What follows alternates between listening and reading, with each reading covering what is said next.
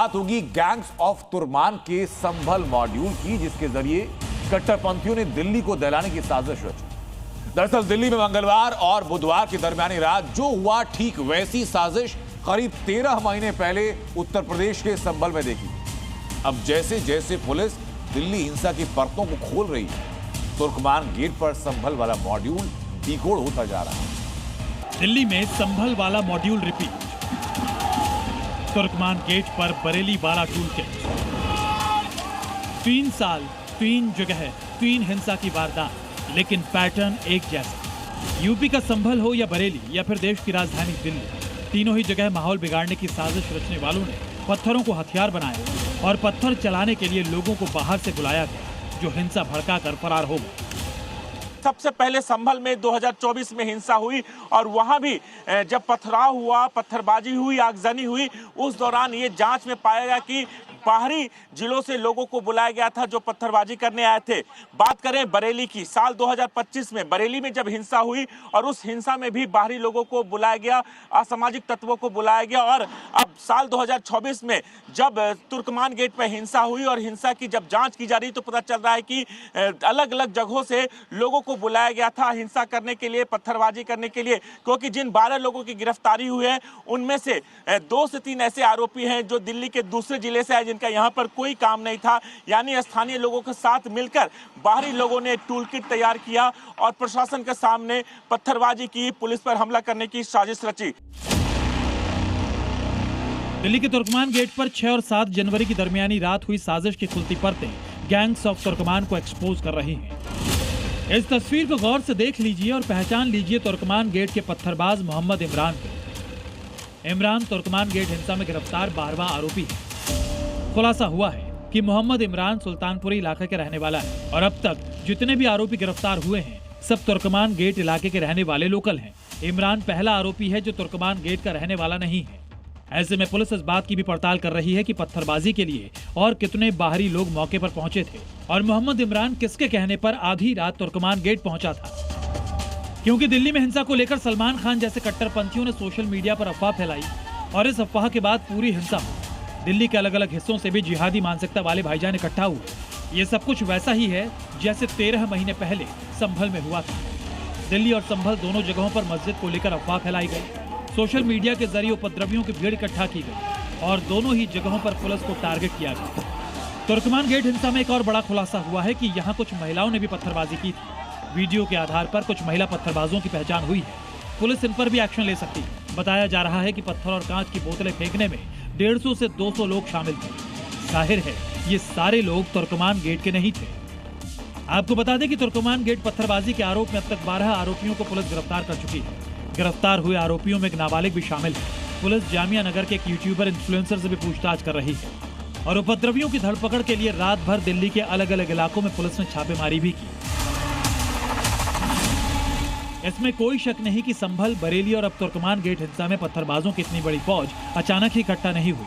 पूरी वारदात pre planned थी। इस काम में सलमान खान जैसे यूट्यूब इन्फ्लुएंसर्स को लगाया गया और बाहर से लोगों को बुलाकर बवाल की स्क्रिप्ट तैयार की। अब दिल्ली पुलिस हिंसा की एक एक कड़ियों को जोड़ रही है और संभल, बरेली की तरह दिल्ली के गैंग्स ऑफ तुर्कमान के इलाज की भी तैयारी की जा रही है।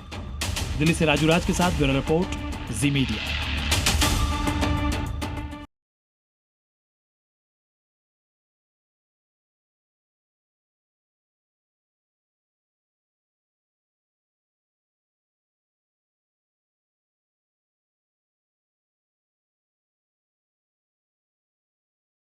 तुर्कमान गेट हिंसा में दिल्ली पुलिस के रडार पर खास तौर पर 4 बड़े चेहरे हैं। वो 4 बड़े चेहरे कौन कौन से हैं? ये चारों सोशल मीडिया इन्फ्लुएंसर हैं। इन चारों चेहरों को जिनको आप देख रहे हैं, इनके अलावा दिल्ली पुलिस भीड़ को पत्थरबाजी के लिए उकसाने वाले 10 और सोशल मीडिया अकाउंट्स ऐसे हैं जिन पर नजर बनाए हुए। ये कौन जिन्होंने दिल्ली में दंगे को इन्फ्लुएंस किया? ये कौन है जो कि लोगों को भड़का रहे थे? इस रिपोर्ट में दिखाता हूं। दिल्ली के तुर्कमान गेट में हिंसा के लिए बाकायदा साजिश रची गई। ये बात अब साबित हो गई है। जैसे जैसे जांच आगे बढ़ रही है वैसे वैसे वो नाम सामने आ रहे हैं जिन्होंने पत्थरबाजी का प्लॉट तैयार किया। पत्थरबाजी का इन्फ्लुएंसर नंबर 1 खालिद मलिक। इस चेहरे को गौर से पहचान लीजिए। ये वो शख्स है जिसने अफवाह फैलाई, जिसने लोगों को भड़काया और जिसके बाद पत्थरबाजी शुरू हुई। खालिद मलिक ने मस्जिद गिराने की अफवाह फैलाई और लोगों से बड़ी संख्या में बाहर निकलने की अपील की। पत्थरबाजी का इन्फ्लुएंसर नंबर 2 सईद उमैर अली। दिल्ली में दंगा भड़काने के लिए जिन लोगों ने चिंगारी का काम किया उसमें सईद उमैर अली शामिल। सोशल मीडिया पर इसकी भी भड़काऊ तकरीर ने आग में घी डाला।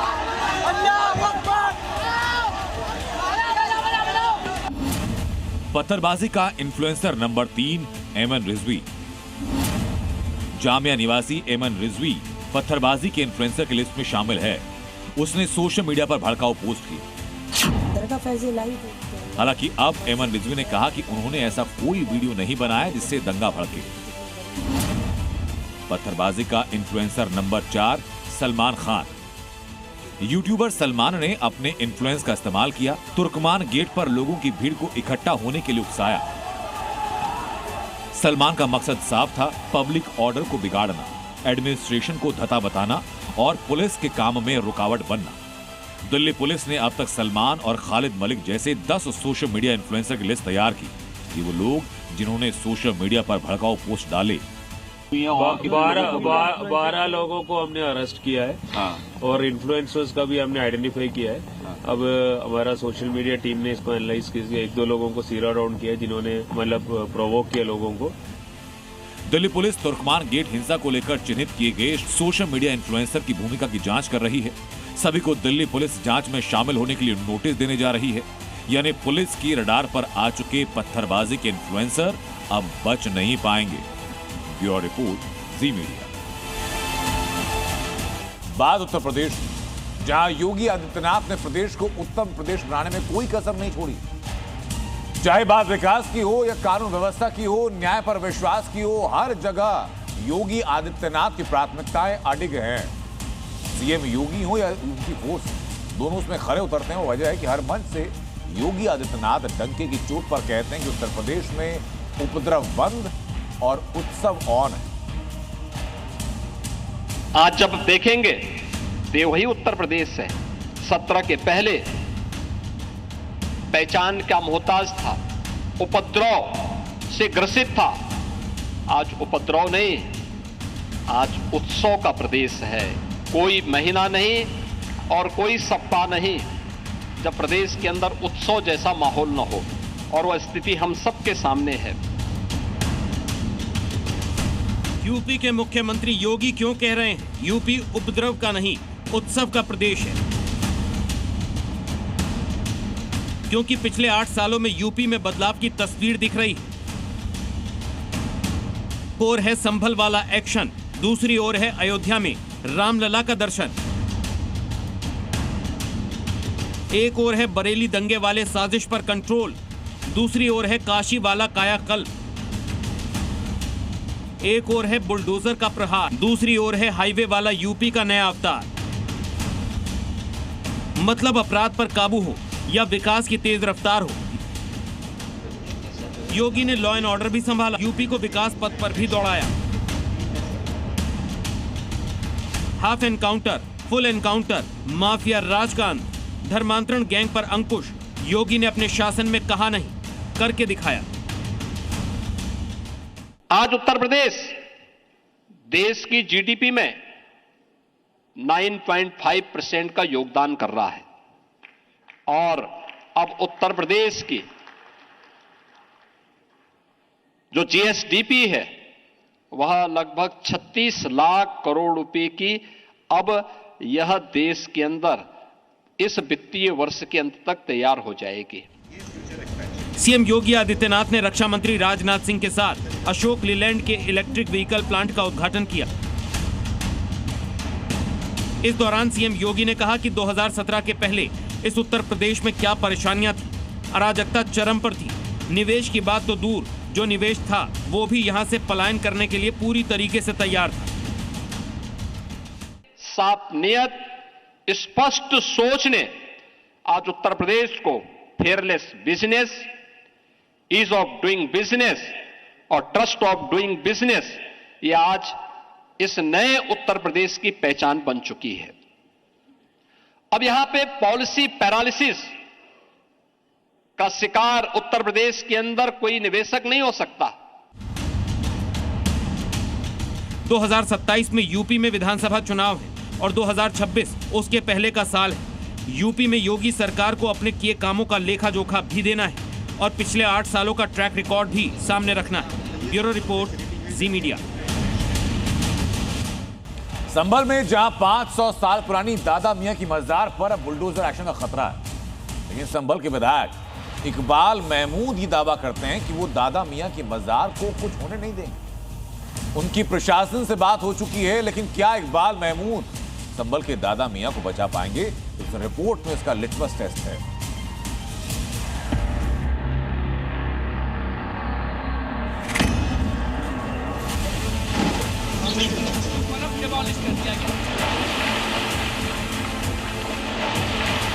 यूपी के संभल में बाबा का बुलडोजर एक एक अवैध निर्माण को जमींदोज कर रहा है। सरकारी जमीन पर कब्जा कर बनाए गए मस्जिद, मदरसे और मजार को मिट्टी में मिला रहा है। और संभल की मशहूर हजरत फखरुद्दीन शाह चिश्ती की सैकड़ों साल पुरानी दरगाह भी बाबा के बुलडोजर की जद में आ गई है, जिसे संभल के भाईजान दादा मियां की मजार के नाम से जानते हैं। संभल प्रशासन की जांच में कहा गया है कि दादा मियां की ये दरगाह और मस्जिद कब्रिस्तान की जमीन पर अवैध कब्जा कर बनाई गई है। प्रशासन ने अवैध कब्जा हटाने के लिए 15 दिन का अल्टीमेटम भी दे दिया है, जिसके बाद बुलडोजर कार्रवाई के लिए नोटिस जारी किया जाएगा। यह भूमि जो है कब्रिस्तान के नाम दर्ज है और इस पर इन्होंने मस्जिद बना रखी है, तो ये हमारे द्वारा कहा गया कि कब्रिस्तान का उपयोग कब्रिस्तान के रूप में करिए, उस पर मस्जिद का उपयोग नहीं होगा। 15 दिन का इन्होंने समय मांगा है। मार्केट लगना बंद कर देंगे और 15 दिन में इसको हटा लेंगे। मगर दादा मियां की मजार को बचाने के लिए समाजवादी पार्टी के विधायक इकबाल महमूद ने झंडा बुलंद कर दिया है। इकबाल महमूद का दावा है कि उन्होंने संभल प्रशासन के आला अधिकारियों से बात कर ली और उन्होंने इकबाल महमूद को ये भरोसा भी दिया है कि दादा मियां की मजार पर बाकी अवैध मजारों की तरह बुलडोजर नहीं चलेगा। ना तो कोई विधानसभा है, ना ही कोई नॉन जेडे है, तो अधिकार तो इनका है ही नहीं। तो हमारा अधिकार है कि वो कब्रिस्तान में मस्जिद है या नहीं है। कब्रिस्तान है तो कागजों में कब्रिस्तान दर्ज है, उसमें तो कोई हमने जब बताया समझाया तो बात हो गई, उस पर कोई कार्रवाई नहीं। मगर इकबाल महमूद के दावे में कितना दम है, इसका पता लगाने के लिए जब जी मीडिया ने संभल प्रशासन से बात की तो उनका साफ कहना है कि दादा मियां की मजार के मामले में दरगाह और मस्जिद कमेटी से दस्तावेज मांगे गए हैं। दरगाह और मजार पर बुलडोजर कार्रवाई निरस्त नहीं की गई। दस्तावेज नहीं मिलने पर बुलडोजर कार्रवाई की तैयारी। जाहिर है संभल प्रशासन और समाजवादी पार्टी के विधायक इकबाल महमूद के बयानों में अंतर है। अब देखना होगा कि दादा मियां की मजार बुलडोजर प्रहार से बच पाती है या फिर अब तक जिस तरह संभल के बाकी अवैध मस्जिद और मजार जमींदोज हो गए, वैसे ही 15 दिन बाद दादा मियां भी पीले पंजे के वार से मिट्टी में मिल जाएंगे। क्योंकि सीएम योगी का मैसेज क्लियर है, जहां भी जो भी अवैध है उस पर बुलडोजर चलेगा ही चलेगा। किसी सरकारी लैंड पर कोई माफिया कब्जा करके भी वहां पे अनैतिक गतिविधियों का संचालन करेगा तो उसमें बुलडोजर भी चलेगा, उसको भी कोई रोक नहीं सकता। संभल से सुनील सिंह के साथ ब्यूरो रिपोर्ट, जी मीडिया। उत्तराखंड में अवैध मजारों के खिलाफ धामी फोर्स का एक्शन जारी है। देहरादून में देर रात अवैध मजार को बुलडोजर से जमींदोज किया गया। मजार प्रबंधन को पहले नोटिस दिया गया था, लेकिन इसी बीच और क्या खतरे सामने। मजार प्रबंधन को नोटिस जारी किया गया, लेकिन कोई जवाब नहीं मिला, तो अंततः उत्तर प्रदेश प्रशासन की तरफ से बुलडोजर एक्शन किया गया।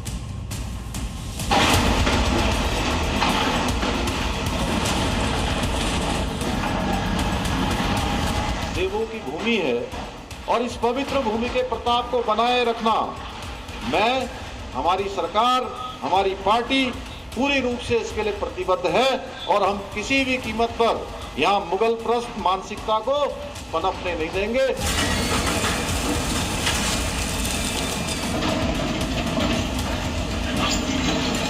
ये जिहाद, लैंड जिहाद किसी तरह से भी उत्तराखंड के अंदर नहीं चलेगा।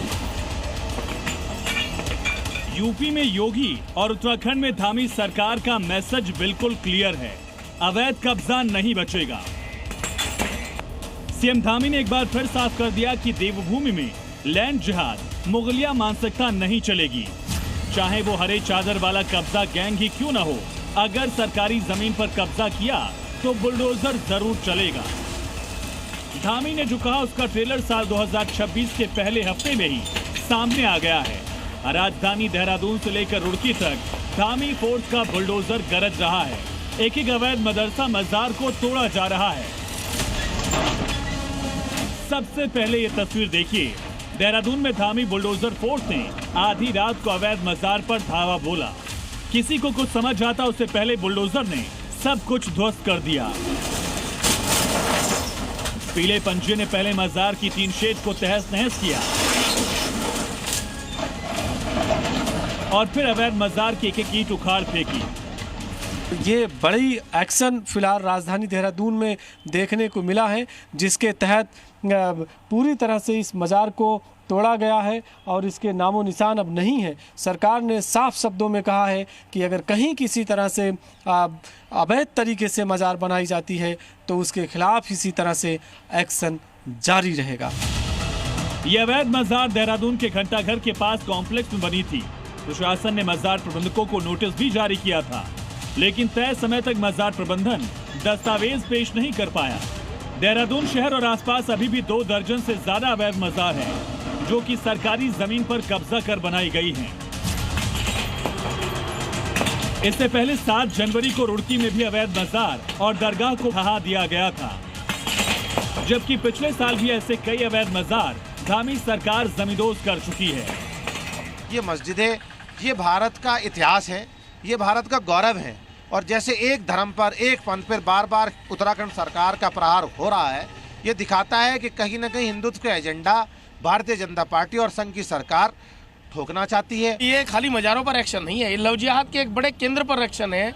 ये इस प्रदेश की बहन बेटियों को बहलाने फुसलाने के जो केंद्र बने थे और मतांतरित करने के लिए हिंदुओं को इस प्रकार ये मजारों को निर्माण हुए थे, उन पर बड़ी करारी चोट है।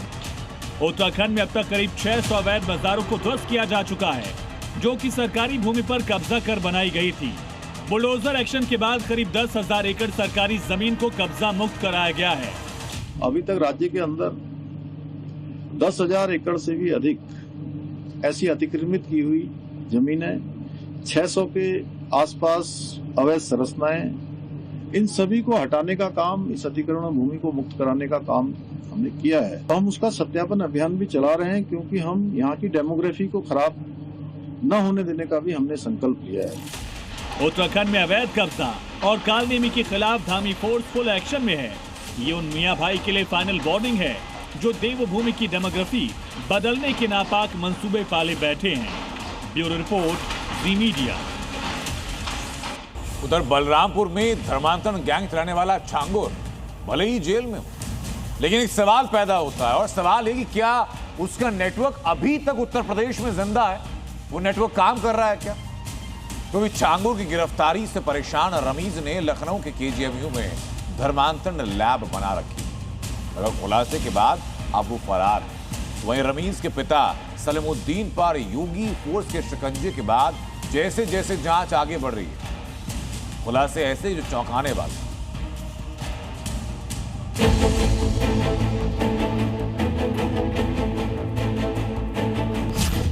डॉक्टर रमीज उर्फ छांगुर का चेला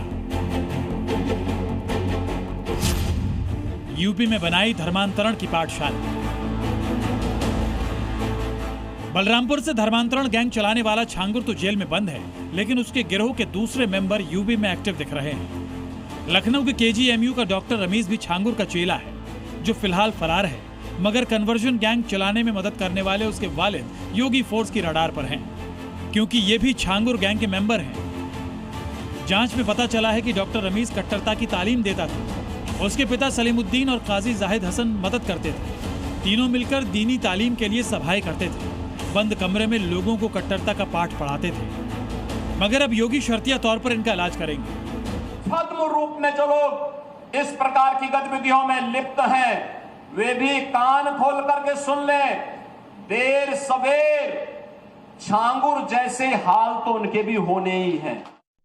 सूत्रों के मुताबिक लखनऊ की हिंदू बेटी से दुष्कर्म के आरोपी डॉक्टर रमीज के पिता सहारनपुर, देवबंद, बिजनौर, बरेली समेत पश्चिमी उत्तर प्रदेश के कई जनपदों में दीनी तालीम देने जाते थे। पुलिस की तफ्तीश में खुलासा हुआ है कि सलीमुद्दीन के साथ जेल गई उसकी पत्नी खतीजा पंजाबी थी। पहली मुस्लिम पत्नी रहते हुए भी 35 साल पहले सलीमुद्दीन ने दूसरा निकाह किया था।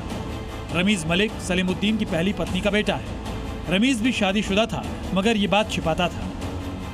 यही पाया गया कि वो लड़का उसको हैरेस करता था, उसको गलत इन्फॉर्मेशन देता था, इमोशनली उसको ब्लैकमेल कर रहा था, उसको फॉल्स प्रॉमिसेस देता था कि मैं तुझसे शादी कर लूँगा when he was already married. The father is also guilty because उन्होंने भी हमें यही स्टेटमेंट दिया कि वो मैरिड नहीं है, जबकि वो मैरिड थे। वाइस चांसलर ने उस पर सबसे सख्त कार्रवाई, उसको यहाँ से निष्कासित करने की रिकमेंडेशन डीजीएमई को भेजने का फैसला कर दिया है और अभी थोड़ी देर में वो फैसला डीजीएमई को कम्युनिकेट कर दिया जाएगा। तीनों ने इस चीज़ को डिनाई किया कि शादी हुई है।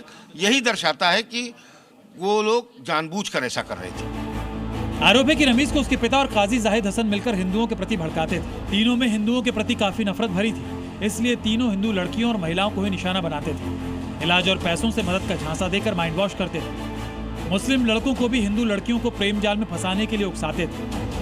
रमीज के पिता सलीमुद्दीन का उत्तराखंड के खटीमा में भी होम्योपैथिक क्लिनिक है। यहाँ भी ये हिंदू महिलाओं से करीबी बनाने की कोशिश करता था। पुलिस को रमीज के पिता के मोबाइल से कई अहम सुराग मिले हैं, जिसमें कई इस्लामिक संगठनों और उनसे जुड़े लोगों के बारे में जानकारी मिली है। फिलहाल योगी फोर्स इस कन्वर्जन गैंग के डॉक्टर और छांगुर के चेले रमीज की सरगर्मी से तलाश कर रही है। जल्द ही छांगुर की तरह उसका चेला भी सलाखों के पीछे होगा। लखनऊ से विशाल रघुवंशी के साथ ब्यूरो रिपोर्ट, जी मीडिया। उत्तर प्रदेश के दो बड़ों शहरों में आज हंगामा हुआ। मथुरा, जहां गौमांस और लव जिहाद को लेकर हंगामा हुआ, तो दूसरा हिंदू संगठनों के कार्यकर्ताओं ने जमकर हंगामा किया और एक गोदाम में आग लगा दी। इलाके में सांप्रदायिक तनाव फैला। तलाशी हुई तो कई घरों से गौमांस बरामद हुआ और इसी के बाद पुलिस ने लोगों को हिरासत में लिया। उधर वृंदावन में भी ऐसा ही हुआ, जहां होटल में एक मुस्लिम युवक के साथ हिंदू युवती मिली। हिंदू संगठनों ने उसके बाद हंगामा किया, लव जिहाद का आरोप लगाया। मेरठ की खबर, जहां से ऐसी दबंग की वीडियो आई जिसमें हर कोई दहशत में दिखा, लेकिन कैसे उत्तर प्रदेश पुलिस को सरधना में चैलेंज किया गया। एक दलित युवती का किडनैपिंग की गई, उसके बाद दुष्कर्म किया गया। मां ने विरोध किया तो आरोपियों ने धारदार हथियार से हमला किया, मां की मौत हो गई। इसके बाद क्या हुआ, कैसे एक्शन किया गया, उसकी रिपोर्ट दिखाता हूं।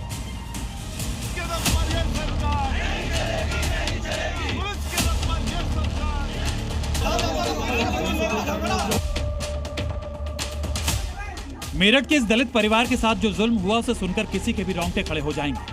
पहले बेटी को जबरन उठा लिया गया, मां ने विरोध किया तो उस पर धारदार हथियार से हमला कर दिया गया, जिसके बाद अस्पताल में महिला की मौत हो गई। तो उन्होंने इसको मार गिराया, काट दिया फरसे से और लड़की को उठाकर ले गए। महिला की इलाज के दौरान मौत के बाद परिजनों और ग्रामीणों का गुस्सा फूट पड़ा। उग्र भीड़ ने जमकर हंगामा किया। पुलिस जब शव पोस्टमार्टम के लिए ले जा रही थी, तब गांव वाले बेकाबू हो गए। एम्बुलेंस रोकी गई, तोड़फोड़ हुई और करीब 2 घंटे तक हंगामा चला। पीड़ित परिवार का कहना है कि जब तक न्याय नहीं मिलेगा और बेटी नहीं मिलेगी, अंतिम संस्कार नहीं किया जाएगा। आरोप दूसरे समाज के युवक पर है जो वारदात के बाद से फरार है। लिहाजा इलाके में तनाव फैल गया है। 24 घंटे से ऊपर बीत चुके हैं, लेकिन पुलिस के हाथ अब भी खाली है। हालांकि पुलिस गांव वालों को समझाने की कोशिश कर रही है, मगर पूरे इलाके में आक्रोश है। वहीं लड़के के गांव वालों का कहना है कि मामला प्रेम प्रसंग का है। उसी लड़की के घर के बाहर है जहां पर जिस लड़के पर आरोप लगा है कि उसने एक दलित युवती को भगाया है, साथ ही उसकी मां की भी हत्या की है। किस तरीके से हत्या हुई है, क्या लगता है आपको, क्या हुआ है? देखो जी, हत्या तो दर्दनाक हुई जी है, और ये जो हुआ है ये काफी समय से प्रेम प्रसंग चल रहा था इनका। एक आध बार पकड़े भी गए ये, तो समाज ने जो है इनका फैसला वैसा करा दिया, कुछ पैसे का लेन देन भी हुआ। मामले की गंभीरता को देखते हुए गांव में 10 थानों की पुलिस, आरएएफ और पीएसी तैनात है। साथ ही आरोपी और लड़की की तलाश के लिए 10 टीमें बनाई गई हैं। इस मामले में सियासत भी तेज हो गई है। समाजवादी पार्टी के विधायक अतुल प्रधान दलित परिवार से मिलने पहुंचे, लेकिन उन्हें पुलिस ने गांव में घुसने नहीं दिया, जिसके बाद वो धरने पर बैठ गए। और जब पुलिस ने उन्हें गांव जाने की इजाजत दी तो उन्होंने सरकार पर हमला शुरू कर दिया। सरकार से हमारा कहना ये है कि सरकार इसमें दूध का दूध पानी का पानी करे, और ये जो इस तरह की घटनाएं होती हैं, विविध घटनाएं, सबके लिए शर्मनाक है। हम सब लोगों को मिलके ऐसी घटनाओं की भर्त्सना करनी चाहिए। ये किसी परिवार पे दुखों का पहाड़ है, और इस दुखों के पहाड़ में हम सब लोग, हर जाति हर वर्ग का व्यक्ति यहाँ पे खड़ा हुआ है। दलित परिवार के साथ हुई ये वारदात योगी फोर्स के लिए चैलेंज से कम नहीं है। लिहाजा उम्मीद की जा सकती है कि जल्द ही आरोपी लंगड़ाते हुए मिलेंगे, क्योंकि उत्तर प्रदेश में अपराधियों के लिए योगी फोर्स की बुलेट हमेशा तैयार है। ब्यूरो रिपोर्ट, जी मीडिया। और बात पश्चिम बंगाल की। कोलकाता में आईपैक के दफ्तर में एनफोर्समेंट डायरेक्टरेट की छापेमारी होती है तो राजनीतिक हंगामा मच जाता है। इसी के खिलाफ ममता बनर्जी और टीएमसी सांसद कोलकाता से लेकर के दिल्ली तक सड़कों पर आते हैं, विरोध करते हैं, नारेबाजी होती है। ममता बनर्जी बीजेपी को अत्याचारी और जुमला पार्टी बताती है। बीजेपी उन्हें फाइल चोर दिखाई नजर आती है। दिखाते हैं आपको रिपोर्ट।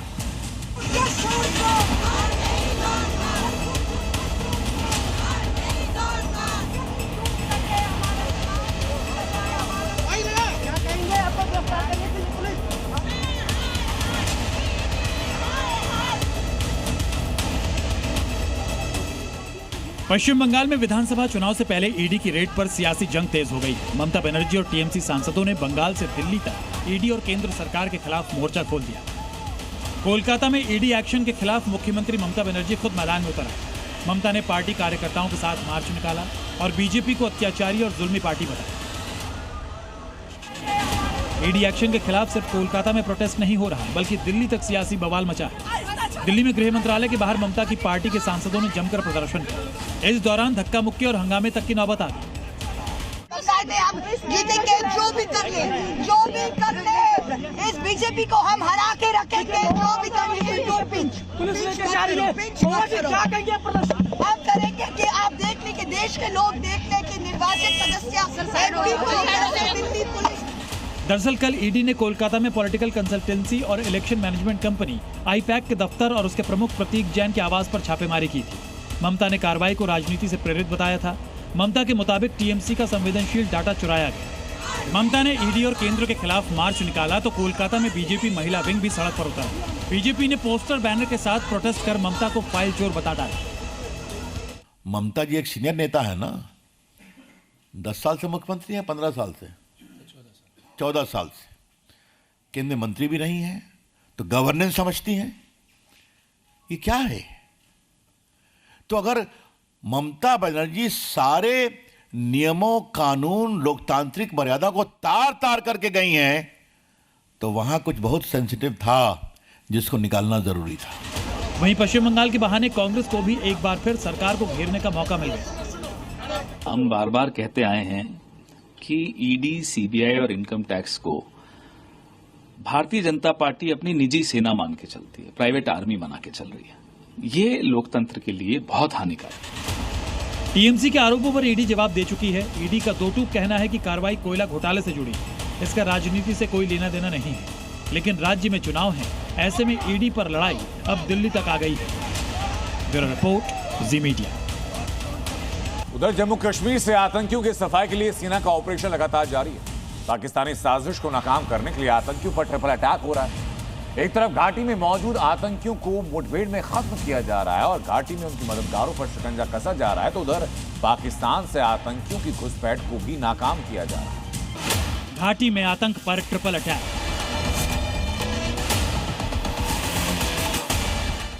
मुनीर की टेरर कंपनी का खात्मा तय।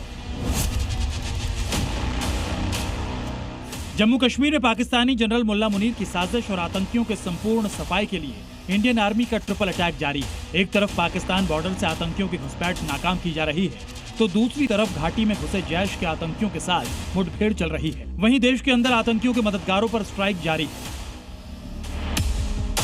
कठुआ में 3 दिन से सेना का ऑपरेशन जारी है। जंगल में सुरक्षा बलों ने जैश ए मोहम्मद के 3 आतंकियों को घेर रखा है।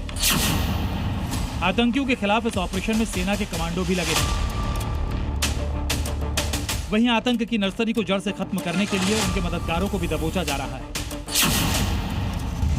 अखनूर में पाकिस्तान समर्थक ओवर एंड अंडरग्राउंड वर्कर्स की तलाश हो रही है। जम्मू कश्मीर पुलिस घर घर जाकर लोगों के डॉक्यूमेंट चेक कर रही है।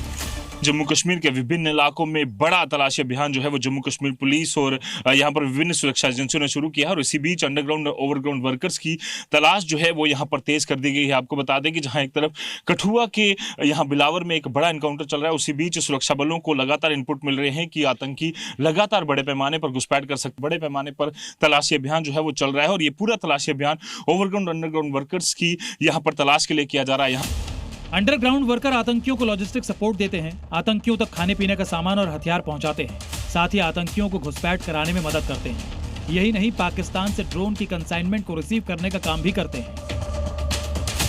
उधर पाकिस्तानी सेना बॉर्डर से आतंकियों को भारत भेजने की कोशिश कर रही है, लिहाजा सेना और सुरक्षा बल के जवान सीमा पर भी पैनी नजर बनाए हुए हैं। इंटेलिजेंस रिपोर्ट के मुताबिक एलओसी के पार करीब 69 लॉन्च पैड एक्टिव हैं, जहां से 110 से 120 आतंकी घुसपैठ की फिराक में हैं। इनमें जैश ए मोहम्मद, लश्कर ए तैयबा और द रेजिस्टेंस फ्रंट के आतंकी शामिल हैं। लेकिन भारतीय सेना बॉर्डर पर अलर्ट है, साथ ही घाटी में मौजूद आतंकियों का भी सफाया कर रही है ताकि पाकिस्तान की हर साजिश नाकाम की जा सके। जम्मू से रजत बोहरा के साथ ब्यूरो रिपोर्ट, जी मीडिया। हिंदुस्तान की सरहदों को टेरर फ्री रखने के लिए सेना और सुरक्षा बल मुस्तैदी से डटे हैं। पाकिस्तान में मुनीर के सुपर लीडर बनते ही आतंकी की मानो लॉटरी निकल गई। पाकिस्तान के कोने कोने में जैश और लश्कर के आतंकी सीना तान कर घूम रहे हैं। पाकिस्तान के कब्जे वाले कश्मीर बने मंगला डैम पर भी आतंकी घूम रहे हैं, लेकिन उसी के सीने में आज हिंदुस्तान के बारूद का डर बैठा हुआ है। नापाक मुल्क का आतंकी प्लान, मुनीर की टेरर ब्रिगेड एक्टिव, पाकिस्तान में जिहादी गठबंधन, जिन्ना लैंड में आतंकी का भ्रमण। पाकिस्तान और दहशतगर्द ये दोनों एक ही सिक्के के दो पहलू हैं। पाकिस्तान का वजूद जब से दुनिया के नक्शे पर उभरा है, पाकिस्तान आतंक और आतंकियों की उंगली पकड़कर अपना गुजारा कर रहा है। पाकिस्तान में मुनीर के ताकतवर बनने के बाद एक बार फिर मुल्क में आतंकियों के खुलेआम घूमने, मीटिंग करने और दौरों की तस्वीरें आम हो चली हैं। ऑपरेशन सिंदूर में आतंक का गुरूर मठिया मेट होने के बाद मुनीर एंड कंपनी आतंकियों को खाद पानी देकर साजिशों के लिए तैयार कर रही है। पाकिस्तान में तेजी से ताकतवर होते आतंक की इस तस्वीर को देखिए। तस्वीरों में दिख रहे आतंकी का नाम है नस्र जावेद, जो लश्कर का कमांडर है। खबरों के मुताबिक लश्कर के इस आतंकी ने भारतीय सीमा से सटे इलाकों का दौरा किया है और इसे रोकने टोकने वाला कोई नहीं था। लश्कर ए तैयबा का कमांडर नस्र जावेद पीओके के मीरपुर पहुंचा था। लश्कर आतंकी ने मीरपुर में बने मंगला डैम का दौरा किया। लश्कर का कमांडर पिछले 20 दिनों से भारत बॉर्डर से सटे इलाकों में मौजूद है और जिन इलाकों में इस दहशतगर्द ने दौरा किया, वहां पर कई आतंकी लॉन्च पैड होने की खबर है। दरअसल मुनीर और लश्कर को डर है कि अगर आतंकियों को तबाह करने के लिए भारत ने मंगला डैम पर हमला किया तो कहीं इनका भारी नुकसान न हो जाए। यही वजह है कि अब पाकिस्तान की फौज आतंकियों की मदद लेकर बचने का रास्ता ढूंढ रही है। पाकिस्तान में अकूत ताकत हासिल करने के बाद मुल्ला मुनीर न सिर्फ मुल्क के आतंकी संगठनों को मजबूत कर रहा है, बल्कि इंटरनेशनल आतंकियों को भी चीफ गेस्ट बनाकर यहां गठबंधन तैयार करने में लगा है, जिसका सबूत है ये तस्वीरें। जानकारी के मुताबिक कट्टरपंथी हमास नेता खालिद मशाल के साथ प्रतिनिधि नाजी जहीर को पाकिस्तान में देखा गया। उसे लश्कर ए तैयबा के आतंकियों के साथ मुलाकात करते हुए देखा गया। हमास का हाजी जहीर पाकिस्तानी पंजाब के गुजरावाला पहुंचा था। गुजरावाला में लश्कर ए तैयबा के एक आतंकी शिविर में मुख्य अतिथि बनाया गया। आतंकी शिविर के खास कार्यक्रम में जिहादी नारे भी लगे। नाराए तकबीर, फलस्तीनियों से रिश्ता किया। मुनीर सिर्फ लश्कर पर ही मेहरबान नहीं है। मसूद अजहर के आतंकी गुट जैश ए मोहम्मद को फिर से एक्टिव करने के लिए मुनीर ने पूरी ताकत झोंक दी है।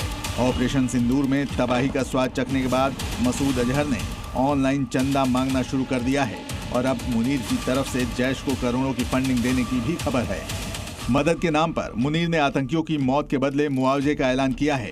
भारत ने मसूद के परिवार से जुड़े 14 आतंकियों को ढेर किया था, लिहाजा मुनीर ने मसूद अजहर को करीब 14 करोड़ रुपए दिए। आसिम मुनीर ने इस योजना को शुहादा पैकेज नाम दिया था। ये वही लश्कर ए तैयबा और जैश ए मोहम्मद आतंकी संगठन है जिन्होंने भारत को कई गहरे और दर्दनाक जख्म दिए हैं। लेकिन अब जालिम जनरल का दौर देख रहे पाकिस्तान में इन टेरर ग्रुप्स की ताकत तेजी से बढ़ रही है और आतंकियों की यही पकड़ पाकिस्तान को दुनिया के नक्शे से साफ कर देगी। ब्यूरो रिपोर्ट, जी मीडिया। आतंकियों को खुली छूट और आवाम पर बरसते फौजी बूट, ये पाकिस्तान की आज की सच्चाई है, हकीकत है और नतीजा जिसका यह है कि बलूचिस्तान प्रांत में विद्रोह की ज्वाला एक बार फिर भड़क चुकी है। आलम यह हो चुका कि बलूचिस्तान ने पाकिस्तानी पीएम शहबाज शरीफ के खिलाफ गिरफ्तारी वारंट निकाल दिया। अब सवाल ये कि क्या शहबाज को अपने ही देश में आने जाने के लिए पासपोर्ट चाहिए और क्या बलूचिस्तान को संभालना शहबाज और मुनीर के बस से बाहर हो चुका है। Shehbaz Sharif, you are under arrest over the visa violations of the Republic of Balochistan. We will deport you back to Pakistan. क्या शहबाज शरीफ को अपने ही देश में गिरफ्तार कर लिया गया है? शहबाज शरीफ को किस जुर्म की सजा मिली है? एक बार जरा इन तस्वीरों को देखकर कोई भी धोखा खा जाएगा। पाकिस्तान के प्रधानमंत्री शहबाज शरीफ को रिपब्लिक ऑफ बलूचिस्तान के सुरक्षा बलों ने जबरदस्ती पकड़ रखा है। उन्हें कुर्सी से उठने तक नहीं दिया जा रहा। ऐलान किया जा रहा है कि पाकिस्तान के पीएम की गिरफ्तारी हुई। आरोप है बलूचिस्तान के वीजा नियमों का उल्लंघन करना। Shehbaz Sharif, you are under arrest over the visa violations of the Republic of Balochistan. We will deport you back to Pakistan. सवाल यह है कि क्या शहबाज को अपने ही मुल्क पाकिस्तान में पासपोर्ट चाहिए? दरअसल हम आपको बता दें कि ये आर्टिफिशियल इंटेलिजेंस यानी AI जनरेटेड वीडियो है और हकीकत में ऐसा कुछ नहीं हुआ है। इस वीडियो को जारी किया है बलूचिस्तान की आजादी की पैरवी करने वाले और पाकिस्तान सरकार के खिलाफ विद्रोह में शामिल मीर यार बलोच ने। बलूचिस्तान गणराज्य ने शहबाज शरीफ के खिलाफ गिरफ्तारी वारंट जारी किया। उन पर बलूचिस्तान की संप्रभुता को गंभीर और जानबूझकर नुकसान पहुंचाने का आरोप लगाया गया। शहबाज पर आरोप है कि वो बिना वैध वीजा के बलूचिस्तान में दाखिल हुए। बलूचिस्तान की निर्वासित सरकार ने ऐलान किया कि क्षेत्र के किसी भी हवाई अड्डे पर आने या वहां से जाने के दौरान शहबाज को गिरफ्तार किया जा सकता है। बलोच नेता पाकिस्तान से आजादी की घोषणा कर चुके हैं और वो खुद को एक अलग स्वतंत्र राष्ट्र मानते हैं। और उसने शहबाज और फील्ड मार्शल आसिम मुनीर की मुश्किलें अब बढ़ा दी। आसिम मुनीर की टेंशन की एक और बड़ी वजह है वो है बलूचिस्तान में पाकिस्तानी सेना के खिलाफ बढ़ता जनाक्रोश। दरअसल विद्रोह की आग दबाने के लिए पाकिस्तान की सेना ने अपहरण वाला टूल किट अपनाया। जो भी मुनीर की सेना के खिलाफ अपनी आवाज उठाता है, अपनी आवाज को बुलंद करता है, उसे किडनैप कर लिया जाता है या फिर उसे हमेशा के लिए गायब कर दिया जाता है। अब तक सैकड़ों की संख्या में लोग ऐसे ही गायब हुए भी हैं। इसीलिए बलूचिस्तान की महिलाएं, आम लोग सड़कों पर हैं। प्रदर्शनकारियों ने बढ़ते अपराध, अपहरण और असुरक्षा के लिए सीधे पाकिस्तानी सुरक्षा संस्थानों को जिम्मेदार ठहराया है। इसी बीच बलूच यकजहती समिति की नेता और पाकिस्तानी सरकार के साथ ही वहां की सेना के दमन के खिलाफ एक मुखर आवाज मेहरंग बलोच ने शहबाज सरकार के खिलाफ मोर्चाबंदी तेज कर दी है। जिस तरह से बलूचिस्तान में विद्रोह की आग भड़की है और जिस तरह से अपने ही देश में शहबाज शरीफ को पासपोर्ट और वीजा लेकर आने की सलाह दी जा रही है, उससे ऐसा लग रहा है कि वो दिन दूर नहीं जब पाकिस्तान का एक और टुकड़ा होना कंफर्म हो जाएगा। ब्यूरो रिपोर्ट, जी मीडिया।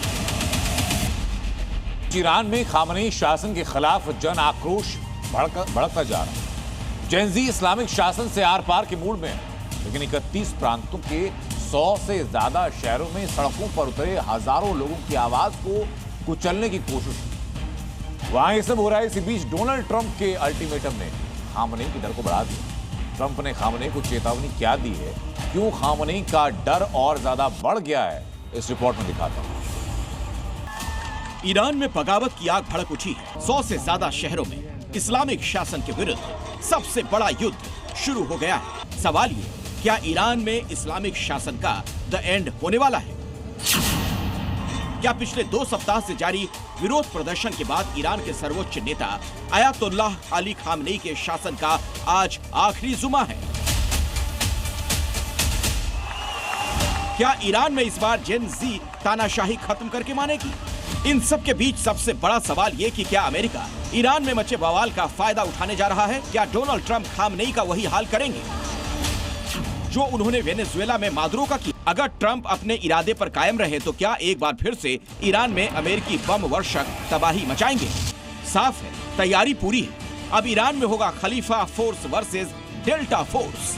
ईरान के 31 प्रांतों के 100 से ज्यादा शहरों के हजारों लोग सड़कों पर हैं।